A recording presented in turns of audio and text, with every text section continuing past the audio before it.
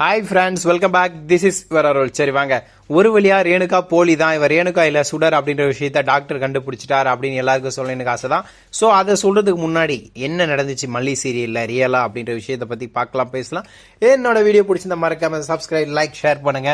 பிடிக்காதவங்க video skip பண்ணாம பாருங்க, அப்பதான் வீடியோ பிடிக்கும். என்ன நடக்குதுன்னு பாத்தீங்கன்னா, ஹாஸ்பிட்டலுக்கு போய் டோக்கன் வாங்கிட்டு வெயிட் பண்ணிட்டு இருக்காங்க நம்ம கதிரேசன், மல்லி, அதுக்கப்புறம் நம்மளோட போலி ரேணுகா.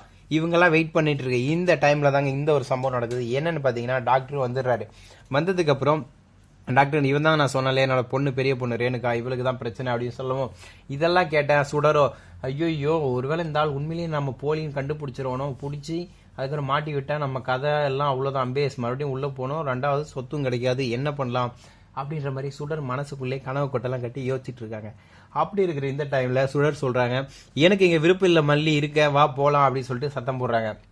இதுக்கு ஒன்னே மல்லி சொல்றாங்க, ஒன்னும் இல்லக்கா, உடம்புல ப்ரெஷர் எவ்வளவு இருக்குன்னு மட்டும்தான் அதை வச்சு டெஸ்ட் பண்ணுவாங்க, நீங்க எதுக்கும் பயப்படாதீங்க, ஃப்ரீயா இருங்கன்னு சொல்ல, ஆனா நம்ம சுடரோ இதெல்லாம் கேட்காம நம்ம போலின்னு கண்டுபிடிச்சிருவான்னு சொல்லிட்டு கோவத்துல பக்கம் இருந்த போன், ஆமாங்க நார்மல் வீட்டுல இருக்கும் பாத்தீங்களா டெலிபோன், அந்த போனை எடுத்து பக்கம் இருந்த நர்சு மண்டியில பட்டார் பட்டார்னு 4 போடுவாங்கன்னு பார்த்தா அடிக்கிற மாதிரி வாங்கிட்டு அமைதியாக கீழே போட்டதை உடச்சிடுறாங்க.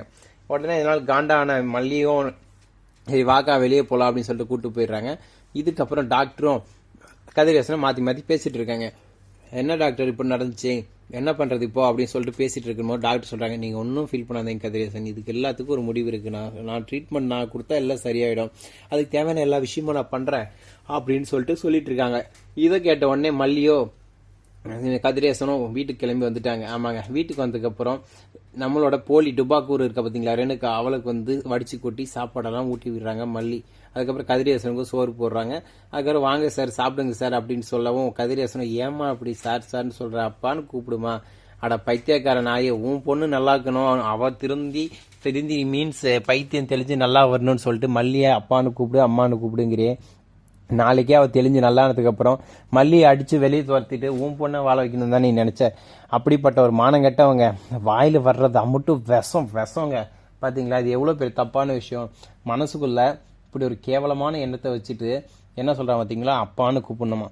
நிறைய பேர் இப்படிதாங்க, வெளியில ஒரு மாதிரி உள்ள ஒரு மாதிரி பார்க்கதாங்க பால் மாதிரி பளபளன்னு ஒயிட்டா இருப்பாங்க, ஆனா உண்மையை சொன்னா பனைமரத்து கல்ல விட மோசமா இருக்குங்க.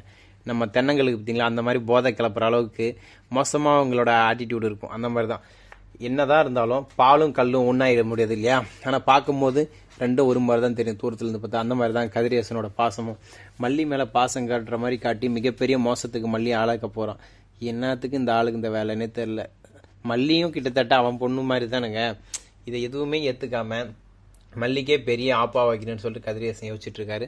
இது எந்த அளவுக்கு மிகப்பெரிய தவறான விஷயம் கேட்டிங்கன்னா, இது இருக்கிறதுலே கேவலமான, கீழ்த்தரமான, மட்டமான, மோசமான, அசிங்கமான, அருவருக்கத்தக்க ஒரு விஷயம். இந்த விஷயத்தை எப்படி இந்த ஆள் பண்றாருன்னு தான் எனக்கும் புரியல. அவர் இடத்துல நானும் இருந்தா இப்படி ஒரு விஷயத்த செய்ய மாட்டேங்க. ஏன்னா நம்மளை நம்பி ஒருத்தங்க இவ்வளோ பெரிய உதவி பண்றாங்கன்னா அவங்களுக்கு துரோகம் பண்ணக்கூடாது.